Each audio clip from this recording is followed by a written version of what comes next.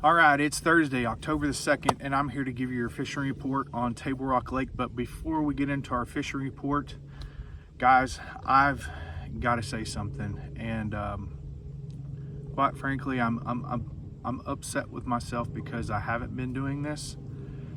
And so, guys, I'm just going to talk for a little bit, and then I'm going to give you your fishing report and kind of tell you what's going on and how I've been catching them. So I'm just going to get into it. 13 years ago, guys, you wouldn't want to have known me. I'm sorry if I get emotional, but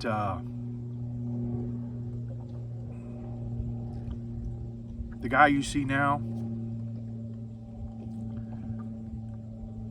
it's not who I was.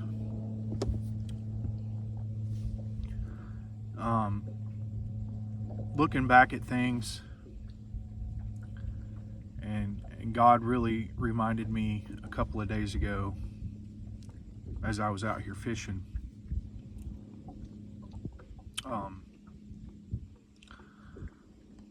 That's one thing I don't talk about is my faith.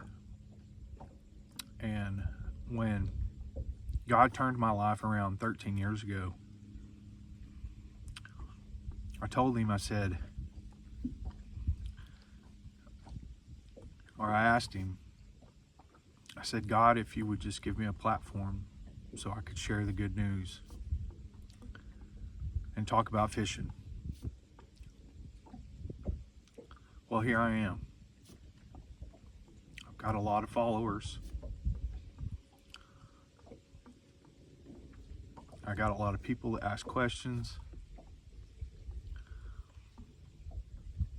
So guys, I'm sorry. And I'm more mad at myself because I haven't been talking about Jesus on here. A lot of guys ask me, they say, why is it that you do what you do? What's your why? Why are you giving out spots? Why are you telling what people throw, how to throw it, when to throw it? Why? Because that's what Jesus would have done. We are taught in the Bible and as followers of Christ to lift up people and encourage people and to bring the best out in them. Our job is not to tear people down. It is not to mislead people. It is to love people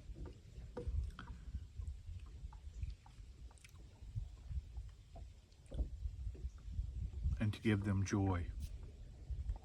Guys, I get joy out of watching people catch fish. I get joy out of helping people with their electronics and them texting me and showing me pictures. Hey, what you told me worked. I get a lot of joy out of that and happiness because I've helped someone to catch fish, or to hear, hey, I took my son out today and we killed him on the stuff that you told us to do, and it brought so many memories for me and my kid.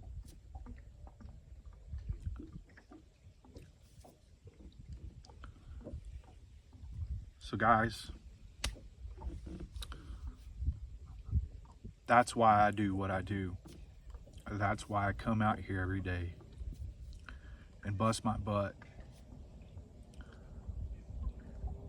so that you guys can catch fish and that you guys can enjoy the time that you have out here on the water, that little bit of time that you have out here on the water. You know, all these guides around here, they bust their butt for you.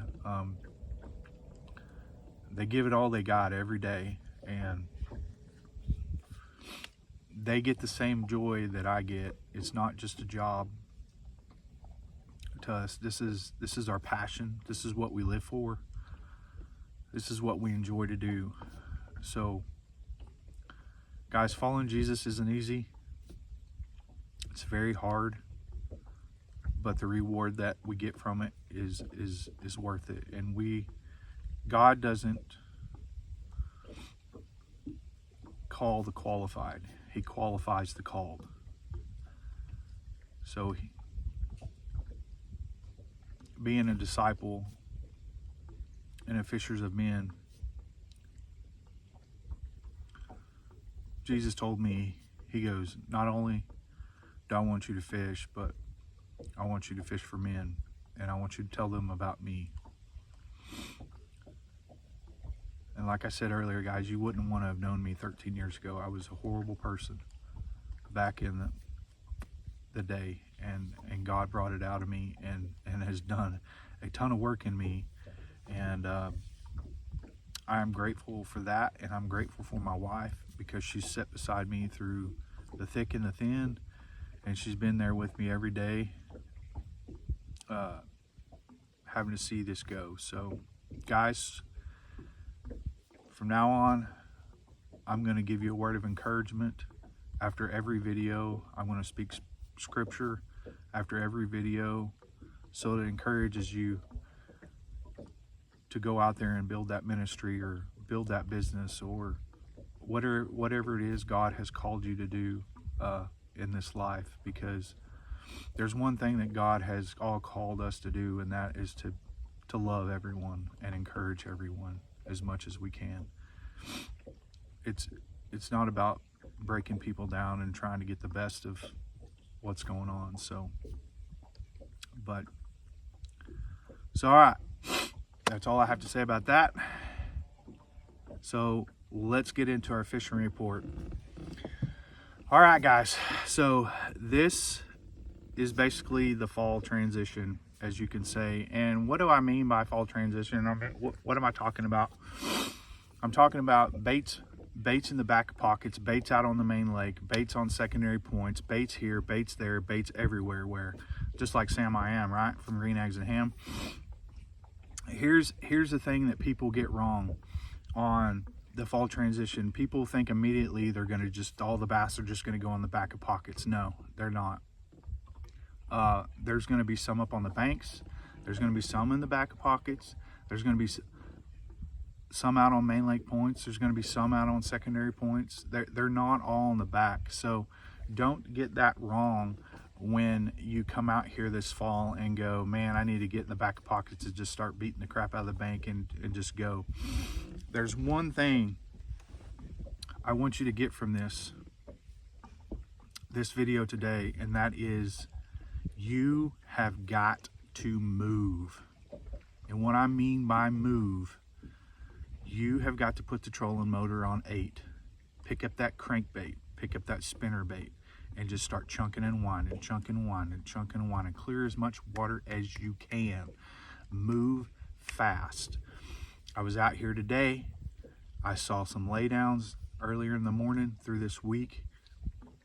As soon as I see a laydown, I stopped, slowed down, and I threw that spook and started catching them on that spook. I had some good ones on this morning. And guys, I'm sorry that I don't have video for you of catching these fish. My meta glasses, we're in the process of getting new meta glasses. Not only that, we're fixing to put a pole mount back here so that I have a GoPro going at all times so that you can see catches, more fish catches, see how I'm targeting things, attacking things, looking at things. And when you learn off of that by seeing what I'm doing, you can duplicate that and go out there and catch fish. But during October months, you're going to want to move fast, okay? And if you're working a main lake point, I'm telling you right now, pick up a tactical DD. It goes about 20 feet. Get the translucent shad color. You can kind of see through it, or it has a black back. I've lost mine because I've been catching fish on them out on main lake points.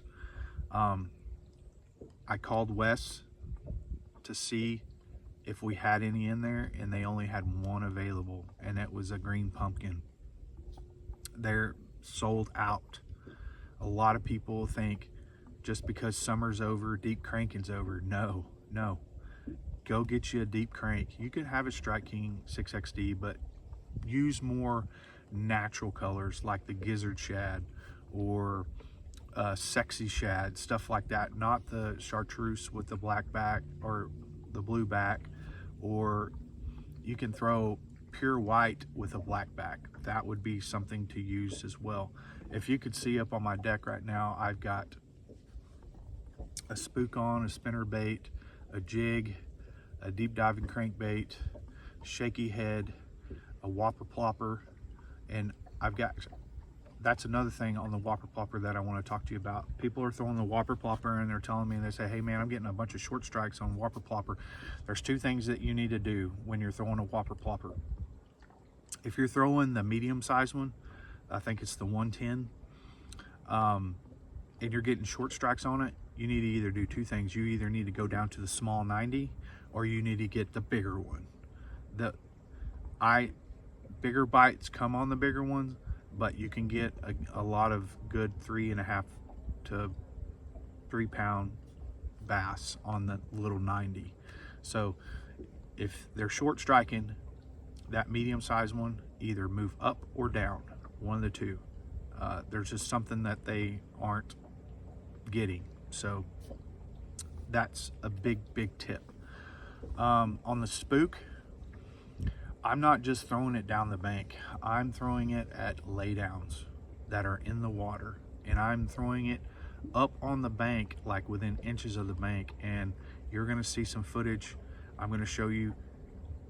I might not show that footage because I probably won't. No, I'm not going to. You're gonna see, you're not gonna see, but what I was doing was I was throwing up these laydowns that were in the water. I was throwing up there as tight as I could and working it past the tops of them, and they were coming out from underneath the bottom to get those. I was doing that on main lake points with laydowns and the back of pockets. There will be some laydowns and back of pockets that are halfway through there. Make sure that you either throw that whopper plopper really close to the bank or that spook. I've been throwing the whopper plopper on transition banks, like from pea gravel to the bigger chunk rock, or if I got a lot of chunk rock and I got a lot of line to go down, I'll parallel that bank and I'll just throw that whopper plopper in the morning just to see if I can get one to come out. So spook, use a spook on laydowns, okay? You can use the bigger spook of, you know, throwing across main lake points if you want to. I just haven't had no luck with it. So that covers that. Now, the spinnerbait and the Spro rock crawler. Get that sexy shad color, you know, and the sexy shad in the spinnerbait. You want to get the spinnerbait with the very smallest blades on them, and you want to burn the crap out of it. I'm talking as fast as you can get. Like burn, pause, burn, pause, burn, pause, burn, pause. And you want to cause chaos down there on the bottom and just let that thing, and you want to create that reaction bite. Same thing with the spinnerbait. You want to burn that thing as fast as you can, pump it, you know, get a little bit, some pumps in there, make that skirt flare, and you want, almost at times, you want to see a ripple on the water with that spinnerbait. I've got a lot of bites like that this week as well. As for the jig, I've been using a 1/2 ounce PB&J, pairing it up with Crush City Crawl. Green pumpkin is I'm using for the trailer. And I'm using something. This stuff, you got to get it. It's just good. They don't let go of it. I'll tell you that. They do not let go of it if it's on there. Reapply it as soon as you catch a fish. That's what I do. But normally if I'm not catching fish, or, you know, I'll move. I've also got a shaky head on there. I use the Mage Boosa. Go get you some of those at Modern Outdoor Tackle. Been throwing that on a 5/16 head, or you can throw it on a 1/2 ounce head. Been throwing a 1/2 ounce on the jig as well. For the deep cranks, you want to burn that as well. You want to burn that thing across main lake points around 15 to 20 feet of water. Now, there needs to be some things on those main lake points, like you want to be able to see a little bit of bait around there. You don't have to have bait, but I prefer bait to be up there close to the point, and you just want to burn the crap out of that big crankbait. So, well, looks like someone's mowing behind me, so I'm gonna wrap it up. So go get you a Spro rock crawler 14 to 15 feet deep. Go get you a spinnerbait, sexy shad. Go get you a big deep diving crankbait that goes around 20 feet, preferably sexy shad or the blackback with the white body. Get you a 1/2 ounce PB&J jig, paired up with a Crush City crawl, and what else am I? And a shaky head, 1/2 ounce to 5/16. You want to get that. I like green pumpkin, or they have some other stuff there. So guys, I hope you can hear me. They just started mowing back here. So guys, go to Modern Outdoor Tackle, get you all equipment. Like I said, I'm still guiding. If you have any questions, want a guide trip or book on the water lessons, I'll leave my phone number down in the description along with all the baits. Guys, we will see you. Oh, you will not see me next week here. I will be at regionals next week and at Grand Lake, so there will be no fishing report here on Table Rock Lake. Next week, like I said, I'll be on Grand Lake. So guys, we'll see you in 2 weeks.